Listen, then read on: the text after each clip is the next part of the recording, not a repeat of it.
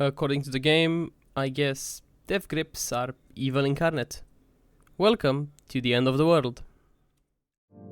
As it is October, I thought it would only be fitting if I played something spooky, so I did exactly that and cracked open my Steam library. Doing so was my demise, but in a good way. I unironically have never been more clueless about a game. Yes, I'm bad at games, but I do have a knack for puzzles, I think. Funnily enough, I had to read guides to understand how everything pans out, but the catch was simple. Read again, and read well.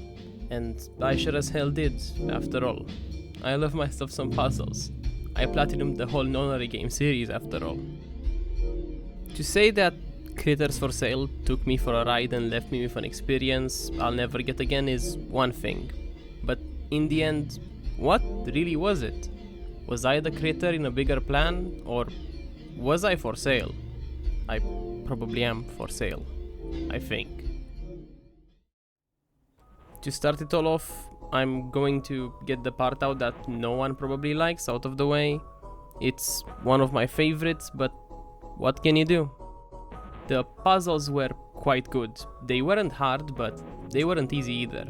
If you had absolutely no clue about the game and its story though, you wouldn't be having a good time. Quite a few of them, especially some of the more simple ones, require you to have played through all of the different acts of the game to be able to solve them. The biggest example being the one where you have to find the locations of all of the critters.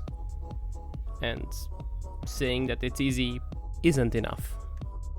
Listening, or well, reading is key to this game, as it not only immerses you into the world that the game is building, but it also leads you to the answers for most puzzles. They're quite on the nose and I don't mind it.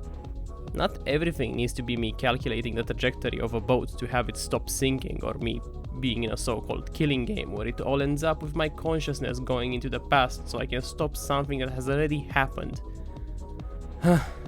Pretty sure I did something like that in the Nonary games. I love you, Uchikoshi, but goddamn were some of your puzzles more archaic than my lore for retired LEGO sects. But yeah, the puzzles are fine. They're fun, and the visuals of the puzzles themselves add to it. The ones that really come to mind are the piano, the instruction tapestry thingy that's not really a tapestry, or instructions. I mean, to be fair, they kinda are instructions. Also, I really like the alien in the casino. It's not really a puzzle, but I really love my Martian buddy. The atmosphere is the greatest thing I have ever experienced in a while in any game I have played.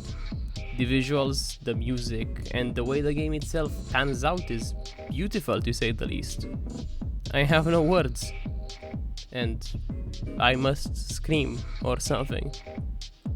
It's an amalgamation of ideas that end up working well together in the best possible way. This is more than a fever dream. It's the type of shit I dream and then just wake up and forget. This is a real experience that everyone needs to have. The way the lights blind you, the way the characters move, and the way it all distorts and morphs into the beautiful, into the horrific. It's all literally out of this world. Just like the Noid Man. Musically and visually, the game is a ontology, I believe. To lean into the musical part first, it clearly takes inspiration from multiple genres around the 80s and early 90s. Man, I don't want to say this game is vaporwavy or synthwavy, but it sure as hell is. It screams it to my face. Voltron, the composer of the OST, or however you say his name, he clearly takes inspiration from multiple genres, not only including the two previously mentioned ones, but also ambient, IDM, and to a certain extent, jungle, I feel. It is a straight vibe. It's the exact type of noise I love. More music like this, please. And it kinda makes sense that Stefan is in the game, now that I think about it. I think he would like it too. Maybe. Visually, I don't even need to say it. Sonoshi, you clearly played a bit too many Suda51 games, didn't you? You must have also watched every David Lynch movie. I know it. I just know it. I can feel it in my soul. It resonates to me. The way everything is presented in monochrome just visually fits the whole atmosphere the game is going for. Nothing is clear, everything is overexposed, you don't know where you are or where you're going or if you're going somewhere, but you're doing it. Everything in the end is all above you and you're nothing more than a cog in the machine that is a distraction or salvation of the world. It's all stunning. That's all I gotta say. Stunning. I will once again mention that Vaporwave inspiration surely is in here somewhere and we probably browsed the same places when we were younger. I'm sure of this and you can't lie to me and I know I'm right about this. The way everything ends up panning out in this game is out of this world and that was clearly the plan. The story is actually quite well thought out and sure, you might not be seeing more than just a glimpse of it, but the future potential is out there. There are many unanswered questions I'd love to have answered in a sequel game story-wise. Not even another Critters for Sale, but anything that still happens within this universe. And no, none of my questions are about Stefan, but he better be in the next game. We need more info on the Noid Man, more Michael Jackson, maybe more about the casino and the two warring alien nations, and for sure, some Snake to it this time. If you end up playing the stories in order, by which I mean snake, goat, monkey, spider and dragon, everything makes sense in the end. It makes you prepared for the final puzzles and then you get to go back and see the other endings where you needed information from future stories. It's all planned out well and makes you experience every little bit the game has. I want to say that the same applies if you go in any order really, since it's all disconnected yet connected at the same time. On the plus side, the game makes really good use, if not perfect use, of a blend of point and click and visual novel mechanics within it.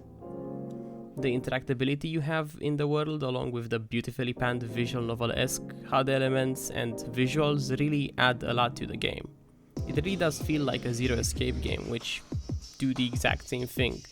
A convoluted story that unravels itself as you play the game more and more and discover every tidbit until you reach the truth.